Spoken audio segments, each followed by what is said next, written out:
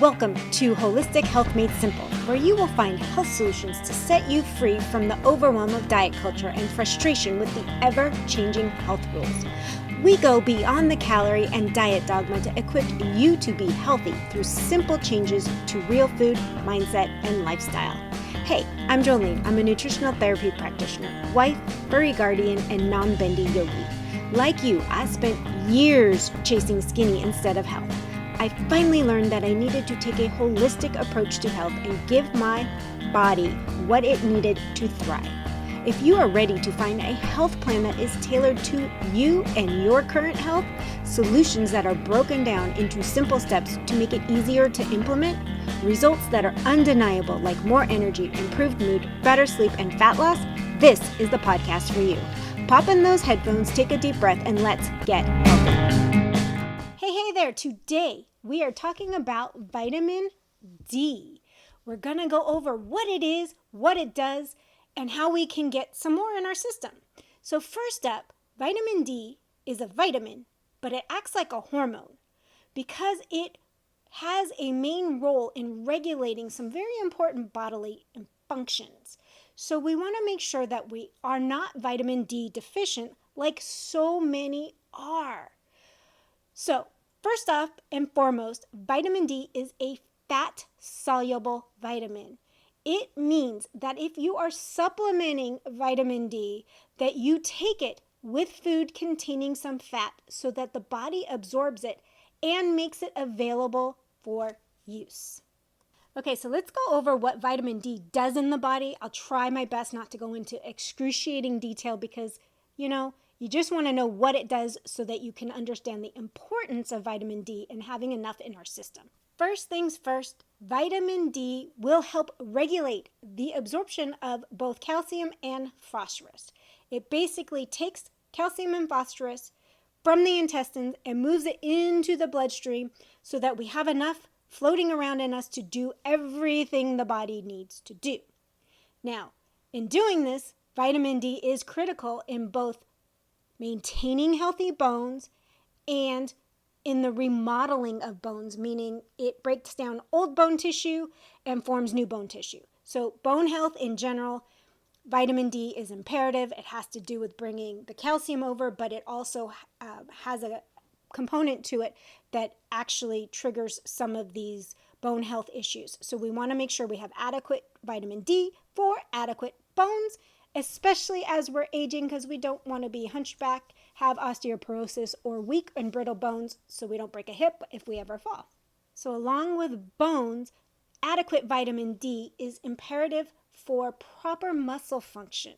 It influences strength, coordination, and balance. So again, adequate vitamin D is important for healthy aging because we need healthy muscles, we need muscle mass as we age to keep us strong from falling and breaking bones, but it also keeps our bones strong. You see, everything's interrelated here. So what else does vitamin D influence? It helps regulate our immune system. We don't want to be sick all the time. We want a healthy immune system. It has certain properties that promotes a healthy, balanced immune response. So having adequate vitamin D means you'll get less sick, hopefully, and have a strong immune system. On top of a healthy immune system, vitamin D plays a critical role in cell growth, meaning healthy cells. Healthy cells, healthy immune system, healthy you, right? And lastly, new research is showing that there is a strong link between low vitamin D and the risk of mood disorders such as depression and seasonal affective disorder, which is the people that live where there's little sun, especially all winter long, like Alaska, some of these other places that don't get a lot of sunlight, they're finding that they get this seasonal affective disorder, which is basically a form of depression or moodiness. So low vitamin D can increase your risk of depression and seasonal affective disorder. So why are so many people actually getting diagnosed as having low levels of vitamin D or diagnosed as vitamin D deficient? Well, it could be from a number of things. So let's dive into that a little bit. One of the main reasons people are vitamin D deficient is lack of sun exposure. It's pretty simple. We spend all day in an office or all day inside our homes, in our cars. We're rarely out in the sunlight. So our body cannot do what it needs to do to convert and make vitamin D, because our body will make it from the sunlight if allowed to. The other reason is sunscreen use. Sunscreen is great for protecting the skin from harmful UV radiations, but it inhibits the production of vitamin D. So there's going to be ways we're going to talk about when we get down to increasing it, how you can balance this out. So a third reason why people are deficient in vitamin D is because of the geographical location. We kind of touched on this, but people living the furthest away from the equator, they don't get as intense of sunlight, and so they're at a higher risk for vitamin D deficiency. Additionally, during the winter months, these places also rarely see the sun, so there is a higher likelihood of lower vitamin D levels. Obesity and body fat are another reason why you can have low vitamin D. And this is going to sound kind of counterintuitive a little bit, but vitamin D being a fat-soluble vitamin means it's also stored in the fat cells. So when there's a higher amount of fat cells, like percentage of cells, people will have a lower vitamin D because the vitamin gets stuck in the fat cells and it reduces the amount that it's available for the body to actually use.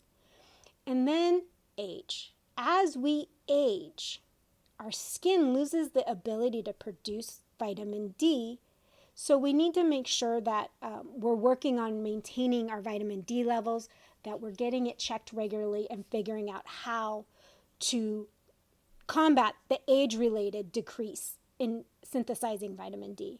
And lastly, there's dietary factors that contribute to low vitamin D.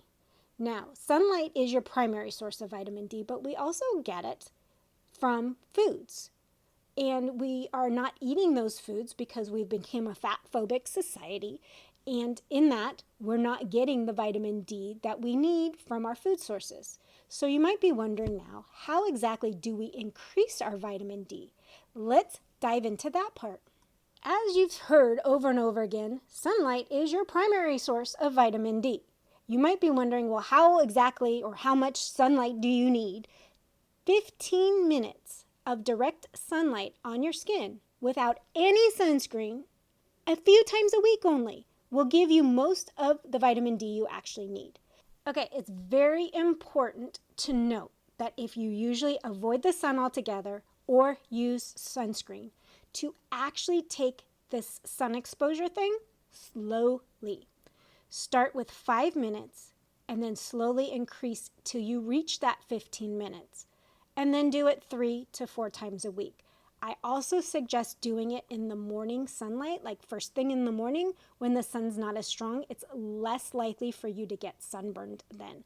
But if you build up slowly over a course of several weeks to get to that 15 minutes, you will increase your sun exposure and start building a tolerance to the sun so you won't get sunburned.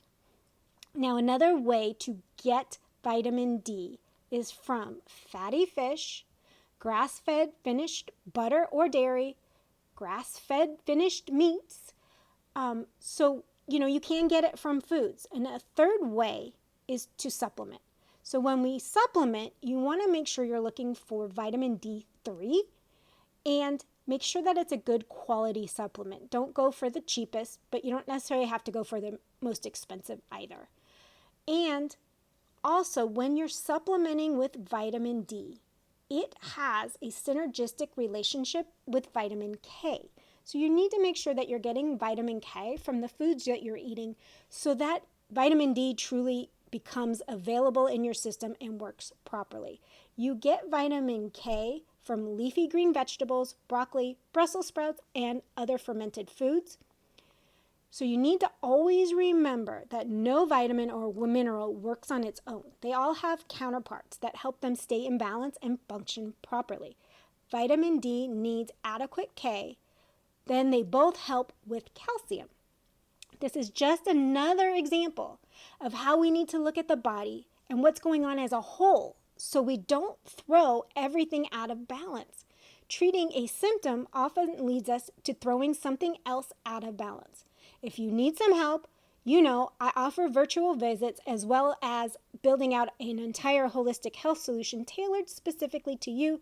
You can head on over to the website and check that out. So as we wrap up, I strongly suggest sun exposure for vitamin D because besides the vitamin D, sunlight will positively impact the entire body.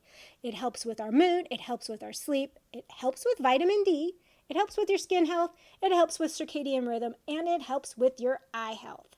So it's important to note that while sunlight offers a ton of benefits, moderation is the key to prevent harmful effects like sunburn.